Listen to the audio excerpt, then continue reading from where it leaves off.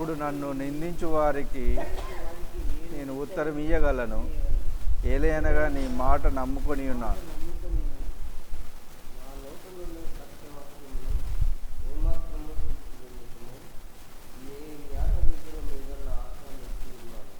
నిరంతరము నీ ధర్మశాస్త్రమును అనుసరించుదును.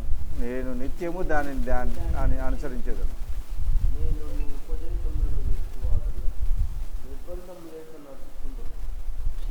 పడక రాజుల ఎదుట నీ శాసనములను గురించి నేను మాట్లాడదాను.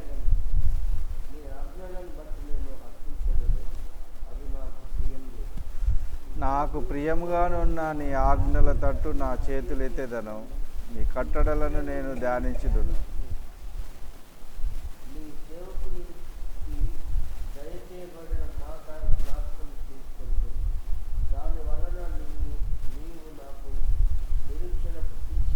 అందరం కలిసి నీ వాక్యము నన్ను బ్రతికించి ఉన్నది. బాధలలో ఇదే నాకు నెమ్మది కలుగజేయుచున్నది. దేవుడు పరిశుద్ధ వాక్యం దీవించును గాక.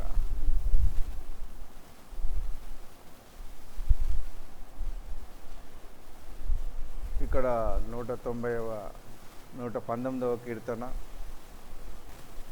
మనం చదువుకుంటున్నాము. 41 నుండి 50 మటుకు. యెహోవా నీ కనికరములు నా యొద్దకు రానిమ్ము. కనికరము అంటే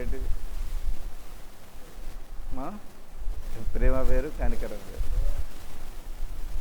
నీ పేరు కర్ణమ్మ. కర్ణ అని అంటే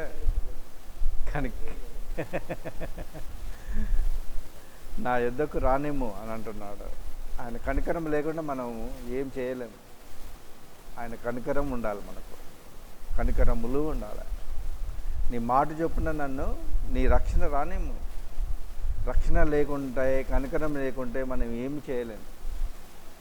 ఆయన కనికరం రావాలి, ఆయన రక్షణ రావాలి. అప్పుడే మనం ఏదైనా ఈ సన్నిధిలో చేయగలుగుతాం, బయట కూడా ఏదైనా చేయగలుగుతాం. అప్పుడు నన్ను నిందించే వారికి నేను ఉత్తరం ఇవ్వగలను. మనల్ని నిందిస్తారు కదా, వాళ్ళకు ఉత్తరం ఇవ్వగలను.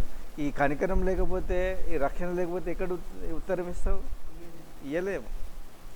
కనుక ఈ కనికరము, ఈ రక్షణ మనకు ఉన్నట్లయితే మనల్ని నిందించే వారికి మనం ఉత్తరం ఇవ్వగలం. ఏలయనగా నీ మాటను నమ్ముకొని ఉన్నాం. ఆయన మాటను మనం నమ్ముకొని ఉన్నాం. మాట ఏంటిది? ఆయన మాట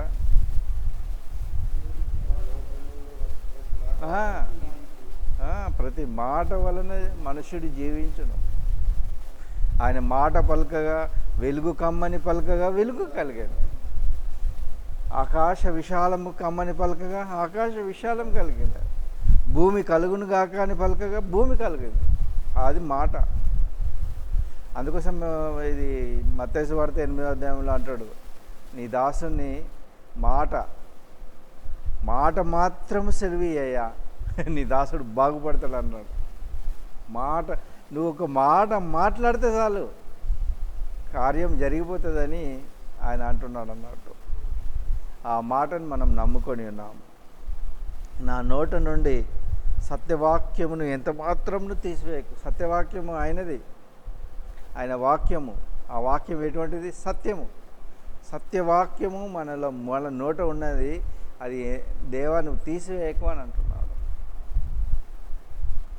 నీ న్యాయ విధుల మీద నేను ఆశ నిలిపి ఉన్నాను. న్యాయ విధులు అంటే జడ్జిమెంట్స్, తీర్పులు. ఆయన తీర్పుల మీద ఆశ నిలిపి ఉన్నాడు. తీర్పులు అంటే ఏంటిది? నీతిమంతునికి నీతి ఫలము, అనీతిమంతునికి అనీతి ఫలము. తీర్పులు ఒకటేసారి వస్తాయి. నీ న్యాయ విధుల మీద నా ఆశ నిలిపి ఉన్నాను. నిరంతరము నీ ధర్మశాస్త్రమును అనుసరించేదాన్ని. ధర్మశాస్త్రము అంటే 5 పుస్తకాలు. మొదటి 5 పుస్తకాలు ఆదికాండము, నిర్గమకాండము, లేవ్యకాండము, సంఖ్యాకాండము, ద్వితీయోపదేశకాండము. నిరంతరం దాన్ని ధ్యానించాలి. ఎట్లా ధ్యానించాలనంటే ఆదికాండము మొట్టమొదటి అధ్యాయము నుండి ఈ యొక్క ద్వితీయోపదేశకాండము 33వ అధ్యాయం వరకు ధ్యానించాలి. 34వ అధ్యాయం వరకు ధ్యానించాలి. అది ఏంటిదంటే దేవుని యొక్క ఆశ్చర్య కార్యాలు జరుగుతాయి అన్నట్టు. దేవుని యొక్క ఆశ్చర్య కార్యాలు అందులో ఉంటాయి. ఎన్ని ఆశ్చర్య కార్యాలు ఉంటావో దేవుడు చేసిన ఆశ్చర్య కార్యాలు. మోషే దేవుడు మాట చొప్పునే ఈ సృష్టిని కలుగజేసినాడు. ఈ యొక్క మాట చొప్పునే ఈ యొక్క ఏదైనా తోటను కలుగజేసిన, అది ఆశ్చర్యకార్యం. అది ఏదైనా తోట అంటే ఏంటిదనుకుంటాను? సమస్త ఫలాలు ఉంటాయి, సమస్తమైన చెట్లు ఉంటాయి, సమస్తం ఉంటుంది. నిరంతరము నీ ధర్మశాస్త్రమును మనం అనుసరించాలి. 613 ఆజ్ఞలు ఉంటాయి. ఎన్ని ఆజ్ఞలు? 613 ఆజ్ఞలు ఉంటాయి. ఆ ఆజ్ఞలను అనుసరించాలి. నేను నిత్యము దానిని అనుసరించుదును. నేను నీ ఉపదేశములను వెతుకువాడను. ఉపదేశాన్ని వెతకాలి ఎప్పటికీ నడుచుకుందును. అప్పుడు నిర్బంధమే ఉండదు. నిర్బంధము అని అంటే ఏంటిది? ఏ కట్లుండవు అన్నట్టు. మనకు కట్టువేయబడ్డం అంటే సాతాను యొక్క కట్లు ఉంటాయి. అవన్నిటినీ దేవుడు తీర్స్తాడు అన్నట్టు. నీ ఉపదేశములను వాడను, నిర్బంధము లేక నడుచుకొందును అని అంటున్నాడు.